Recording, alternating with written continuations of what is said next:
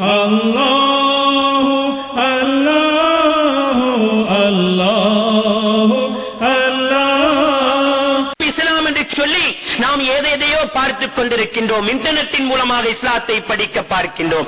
Piece TV என்று சொல்லி ஒன்று வந்திருக்கின்றது, அதன் மூலமாக இஸ்லாத்தை படிக்க பார்க்கின்றோம். அந்த பீஸ் டிவியில் சமீபத்தில் சொல்லப்பட்டிருந்தது, ஒருவர் பேசுகின்றாரே, அதிலே முக்கியமானவர் ஜாக்கிர் நாயிக் என்று சொல்லக்கூடியவன் சொல்லி இருக்கின்றார். என்னது, ஒருவர் உலகத்தை விட்டு மௌத்தாகினால் அவர் மண்ணோடு மண்ணாகி விடுவார் என்று சொல்லிட்டு விட்டிருந்தா பரவாயில்லை. அதோட சேர்த்து என்ன சொல்லுகின்றார், அவர் நபியாக இருந்தாலும் சரி. நஊது பில்லாஹி மின்ஹா. குர்ஆனும் ஹதீஸும் என்ன சொல்லுகின்றது, நபிமார்களுடைய அந்தஸ்தை விட பல அந்தஸ்துகள் குறைந்த சுஹதாக்கள் கபர்ல ஹயாத்தோடு இருக்கின்றார்கள், ரிஸ்க் கொடுக்கப்படுகின்றது, ஹயாத்தோடு வாழ்ந்து கொண்டிருக்கின்றார்கள் என்று சொல்லி குர்ஆனும் ஹதீஸும் சொல்லிக் கொண்டிருக்கும் பொழுது அந்த குர்ஆனுக்கும் ஹதீஸுக்கும் நேர் மாற்றமான கருத்தை சொல்லுகின்றவர்கள் யார்? குர்ஆனிலே இருக்கக்கூடிய ஒரு எழுத்தை, ஒரு வார்த்தையை, ஒரு ஆயத்தை நிராகரித்து விட்டால் அவன் காபிர் என்பது இஸ்லாத்தினுடைய தீர்ப்பு.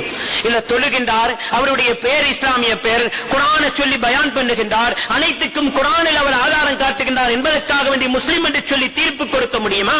இல்லை. இஸ்லாம் சொல்லக்கூடிய தீர்ப்பு குர்ஆனுடைய கருத்துக்கு மாற்றமான ஒன்றை சொல்லிவிட்டால் அவன் ஃபக்கத் கஃபர், அவன் காஃபிர் ஆகிவிட்டான் என்று சொல்லி இஸ்லாம் சொல்லிக் கொண்டிருக்கின்றனர்.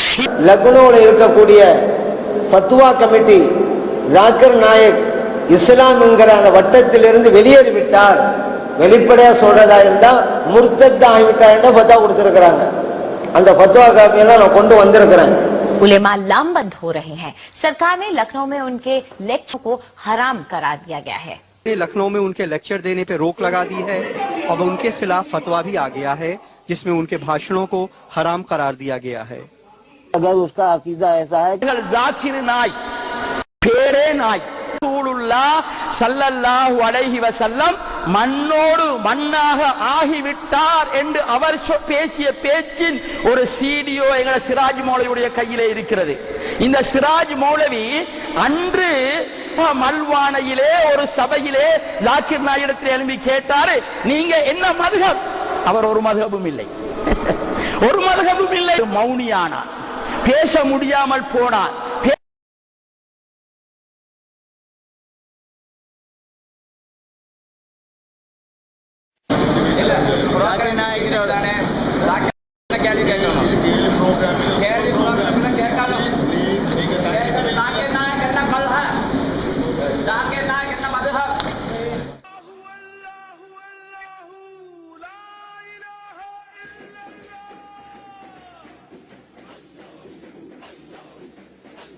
பேச முடியாமல் போனதற்காக வேண்டி மௌலவி சிராஜ் அவர்களை அவருடைய ஆதரவர்கள் பிடித்தார்கள், இழுத்தார்கள், தள்ளினார்கள், அங்கே தள்ளினார். எத்தனையோ விளையாட்டெல்லாம் போட்டு தப்பி வந்தார்கள் சிராஜ் மௌலவி அவர்கள். அந்த ஜாக்கிர் நாய் ஸ்ரீலங்காவுக்கு வந்து எங்கட சுன்னத்தி ஜமாத்தாக்கள பணத்தை அவர் ஏதோ ஒரு முறையிலே எடுத்துக்கொண்டு போய் வஹாபித்துவத்தை தான் அவர் வளர்க்கிறார். 1000 பேர் இஸ்லாத்துக்கு வந்தாலும் அகீதா பிழையாக இருந்தால் அவர்கள் வந்து என்ன செய்ய?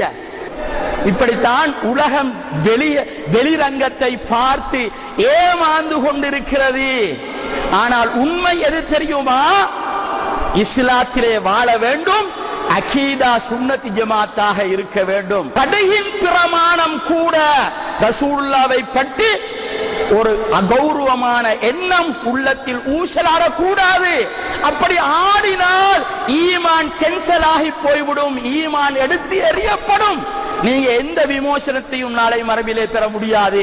இப்னு தைமியாவா இருந்தா இமாம் இப்னு தைமியா இப்னு அப்துல் வஹாப மதிக்கிறாரு, நம்ம இமாம்களை அவமரியாதை செய்யறாரு, வசீலா ஷஃபாஅத் இது போன்ற விஷயங்களை எல்லாம் அவர் மறுக்கிறாரு.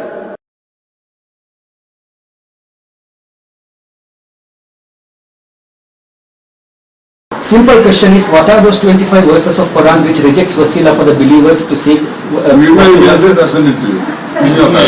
Sure. I gave you 4 years back when I met you in flight from Jeddah to Bombay. You said you will reply, but that was also not answered. So I was just wondering, when you are coming, I can talk to you directly and get a confirmation. I hope I will get a reply.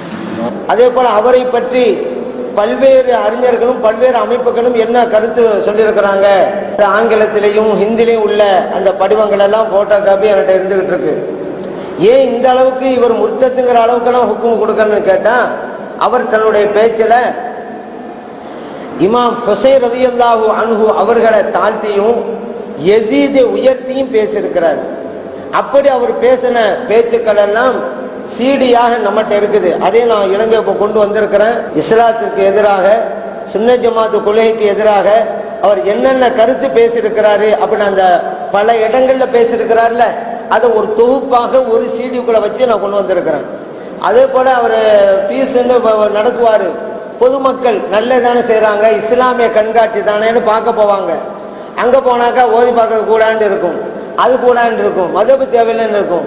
பொதுவாக இஸ்லாத்தை தெரிஞ்சு கொள்ளலான்னு போற மக்கள் இதையெல்லாம் பார்த்துட்டு பாதை மாறி போற ஒரு அபாயம் ஏற்பட்டது. உடனே நாங்க என்ன செஞ்சோம், எப்பவுமே சிட்டிக்குள்ள தான் நடத்துவாங்க. போன வருஷம் அப்படிதான் ஒரு ஸ்கூல்ல தான் அனுமதி வாங்கியிருந்தாங்க பெர்மிஷன் நடத்துறதுக்கு.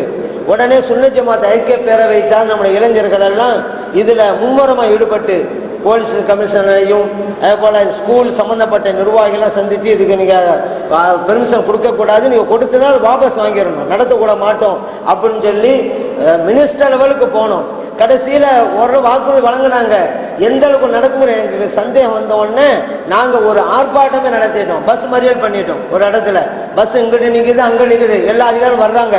இவங்க இஸ்லாத்துக்கு எதிரானவர், இங்க இந்த ஸ்கூலுக்கு அனுமதி கொடுக்க கூடாது அப்படின்னு ஒன்னோன்னா அதிகாரிகள்லாம் உங்க கோரிக்கை நிறைவேற்றப்பட்டு கலைஞர்கள் நாங்க அப்பதான் கலைஞ்சோம். அதே போல அவங்க அனுமதி கொடுத்த அனுமதியை வாபஸ் வாங்கிட்டாங்க. அதனால ஜாக்கிர் நாயக் அவர் பிற மதத்தினுடைய வேதங்களை ஆய்வு செய்கிறார், அதுக்குண்டான ஞானம் இருக்குன்னு சொன்னா அதோட அவர் நிறுத்திக்கிறார், அது வரைக்கும் தான். ஆனா மற்ற தேவை இல்லாம அவர் ஒரு ஆலிமும் கிடையாது. அப்படி இருக்கும்போது குர்ஆனில ஹதீஸை எப்படி மூக்க நுழைக்கிறாரு? அந்த இமாம் சொன்ன சரியில்லை, இந்த கொள்கை சரியில்லை, சுன்னத் ஜமாத் கொள்கை எப்படி அவர் சொல்லலாம்? அந்த தகுதியே அவருக்கு இல்லை. ஒரு சாதாரண பாமர். அவரு இங்கிலீஷ் நாலேஜ் இருக்கு. ஒரு ஆளு குர்ஆனையும் ஹதீஸையும் ஆய்வு செய்வதற்கு இங்கிலீஷ் நாலேஜ் போதுமா? அப்படி பார்த்தா யஹூதி நசாராக்கெல்லாம் இப்படித்தானே கிளம்புனாங்க. அதனால இவருடைய பேச்சு அது இந்த மத ஆய்வின் அடிப்படையான பேச்சு கேட்கலாமாண்டா அதையும் கூட தவிர்த்து விட வேண்டும். ஏன்னா அதை கேட்கும் பொழுதுதானே விஷத்தை கக்குவாங்க. அசமா பேசிட்டே வரும்போது இடையில ஒரு வாசகம் விஷம் வரும். அப்ப ஒரு